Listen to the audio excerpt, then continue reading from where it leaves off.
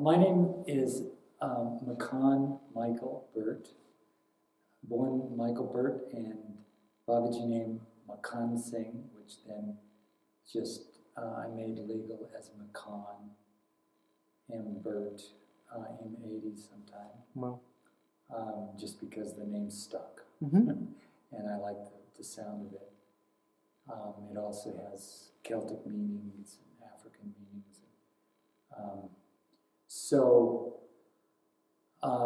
I'll just tell you, I came to Babaji through the leader of the now defunct Hawaiian ashram, whose name is Hiraman or Hirilal. Michael Reynolds is his original name, and he started, and I helped him build the Hawaiian ashram after, but I met him by chance on a backpacking trip in Kauai in '77. He told me about Babaji, and we communicated by letters, and then I sold my house in '78, late '78, and went to India in '79, in October of '79, and caught up with Babaji in one of his city tours. He would go around and visit. He was invited by different rich devotees and to come to their home and visit and give darshan, which looked like hundreds of people would be. There would be like a courtyard, and Babaji would be surrounded by flowers and presents that were given to him, and people would be singing kirtan, and there would be a line coming to him while the singing was going on. This happened at his temple too, when it was crowded, but when he was in the cities, there was many more people coming to see him because he was very famous in India. But it was kind of astounding to me because when I met him, it was my third or fourth day in India, and I was not aware of the kind of devotion that people give to gurus in general, and it was surprising to me.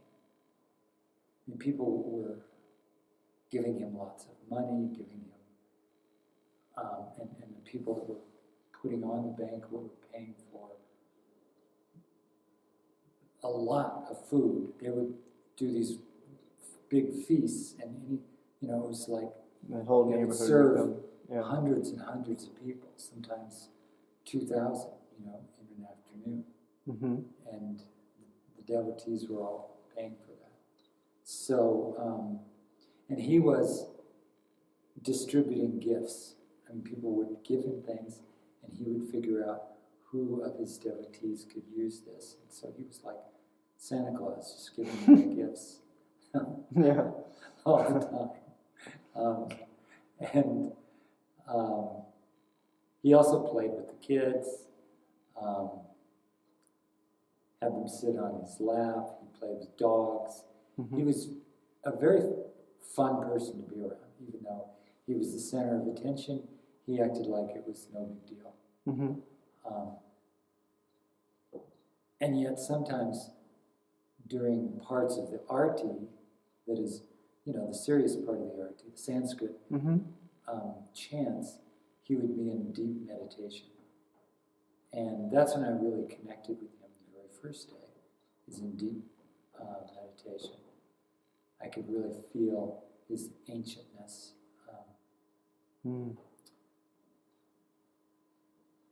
So,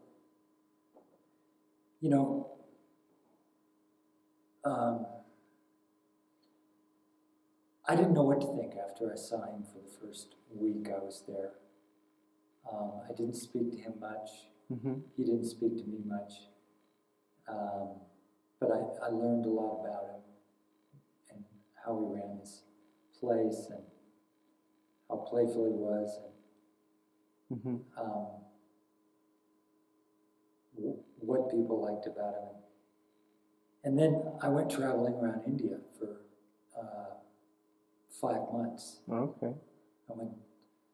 I went to Rishikesh and then Kashmir and then down to Brindavan and down to Oroville. I stayed in Oroville for 3 months. Oh, did you? Yeah. I was just in Oroville.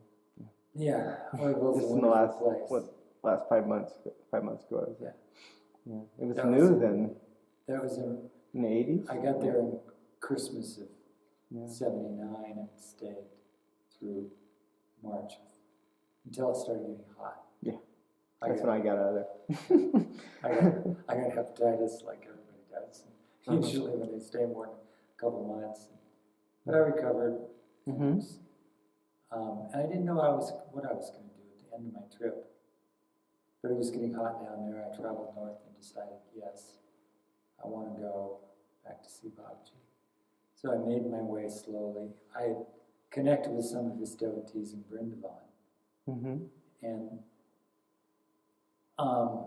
so they recognized, some of these, on the way in, they recognized me, the people that I'd seen in Brindavan. And I began to feel part of the family of devotees.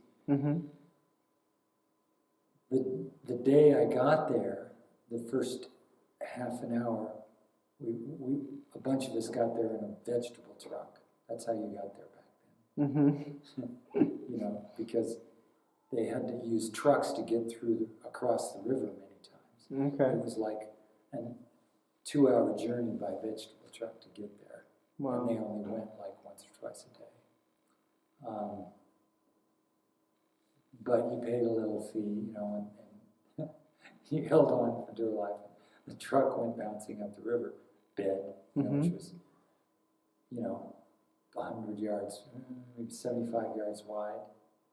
And it was lots of rocks that were, you know, washed clean by the monsoons because the river swells up and is this big wide torrent in the monsoon.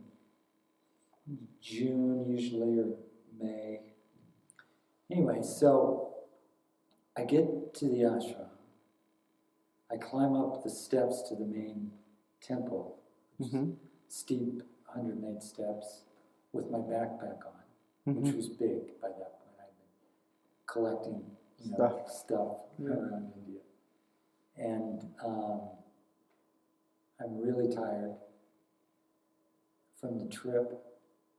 And I see Babaji across this courtyard. He sees me. And everybody's going toward him and then turning right. And I just, like, had this urge to bow to him. And I could see he recognized me. But, so I bowed to him with my backpack on, which was kind of a mistake, as I remember, trying to get back up. And as soon as I got up, I felt him touch my shoulder, and he was looking at me, and he said, "You, Makhan Singh." Wow. Makhan Singh is how he pronounced it. Which was naming me, which is, you know, I knew was like, and I felt just elated when he named me. It was like, he was welcoming me into his family, having come to see him a second time. So, and then he said, "Go eat, you know, go have lunch." It was just about lunchtime. That was it. He was always very curt in his, you know, because he didn't speak, he spoke very broken English. Yeah. He could understand more than he could speak. Yeah. And then, you know, we just got into the very punctual ashram life, which is, you know, get up and take a bath at dawn in the river, and then arti and chanting, and then karma yoga until lunchtime. there was time for tea and biscuits or whatever food you would store it somehow or bought somewhere. And then we worked until about 1 when there was all you can eat, lunch served, and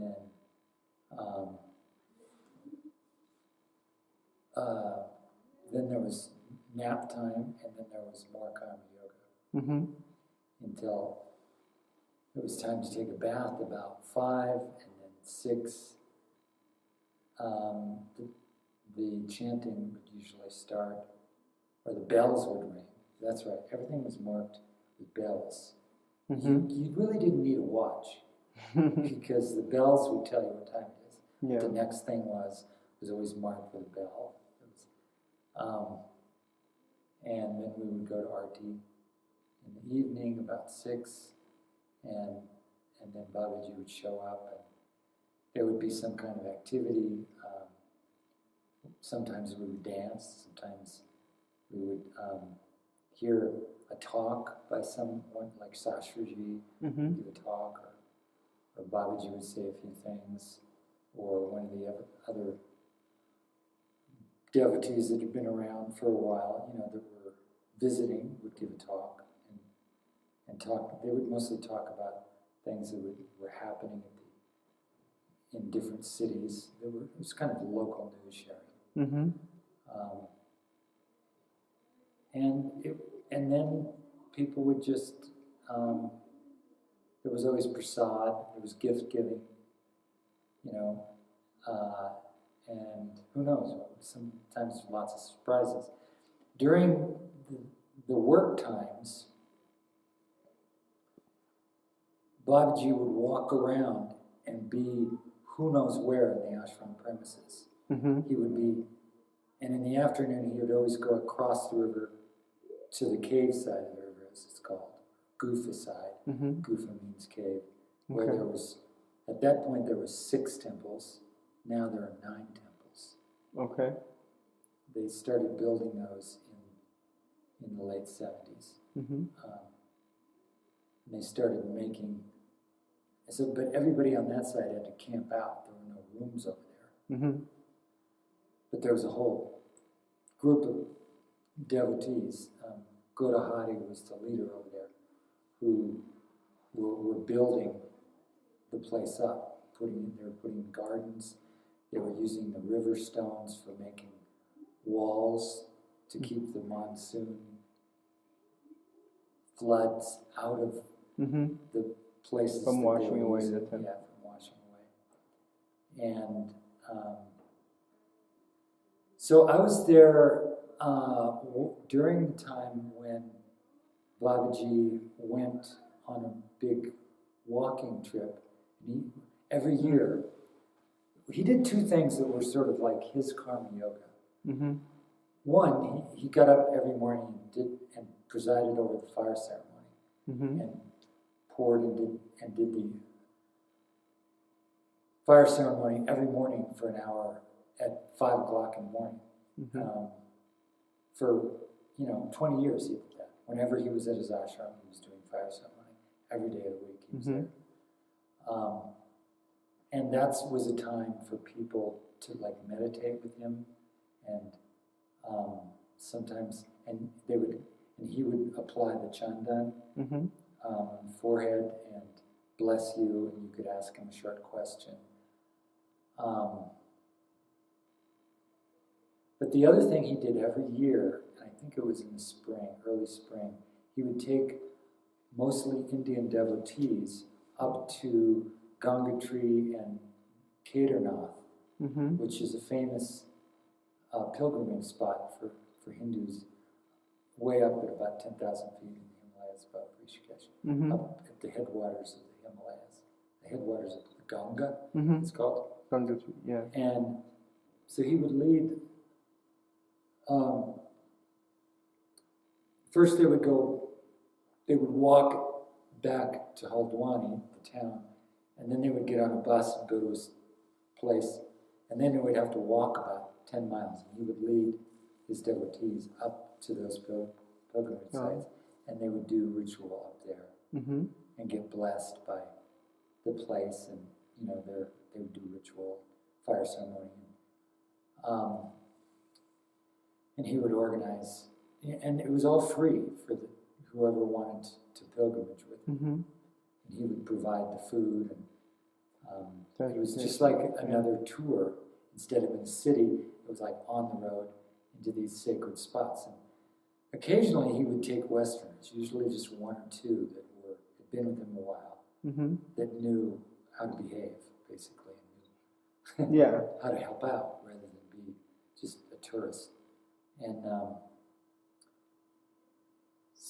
so he went off to do that, and I stayed at the ashram.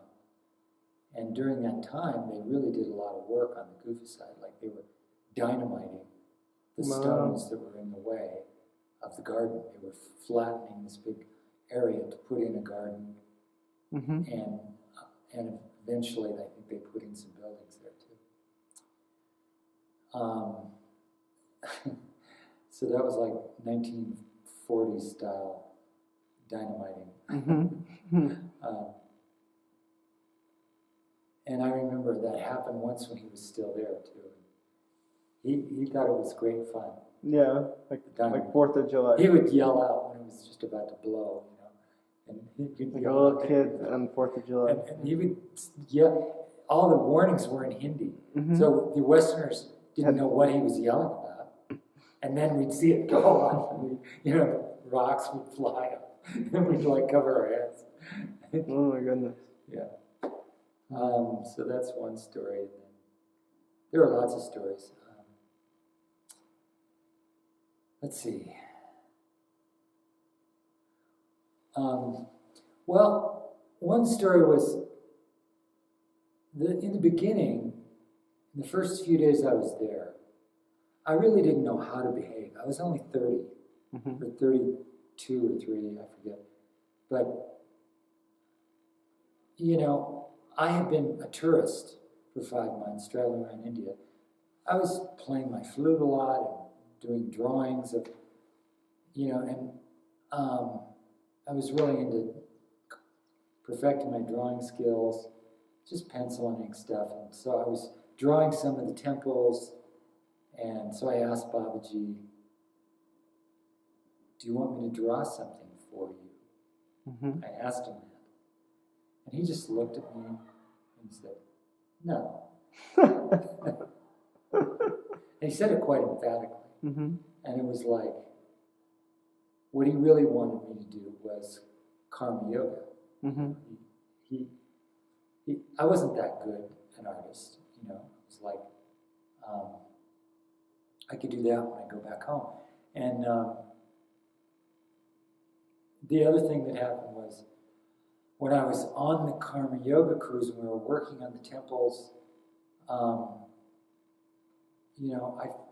would share with Westerners, like Europeans, who I was, that I was a fairly accomplished potter back in California. Mm-hmm. And I remember sharing that to the first or second time, and the guy that was leading the crew, who was a Swiss man, I didn't know who he was, I just Mm-hmm. knew his name. He said, yeah, I'm a medical doctor back in Switzerland. And then he said, that doesn't really Matter here. Or I'll just Moving have rocks. a tooth here. Yeah. And so it was really about dropping my ego the first week or two. It was like, he asked me to shave my head and my beard. I had pretty long hair at that point. And it was just like becoming part of the family. Mm-hmm. It was like, and just trying to get out of drawing attention to myself. And just having fun working together with people, moving rocks or whatever we were doing. So about 3 weeks into being there, I forget how many, but I volunteered to be head of the, or what was called the Italian restaurant. It was kind of this infamous Italian restaurant that was on the cave side, and it was just this primitive little tea shop. We boiled water for tea over a wood fire that was Indian style, and adobe wood fire, and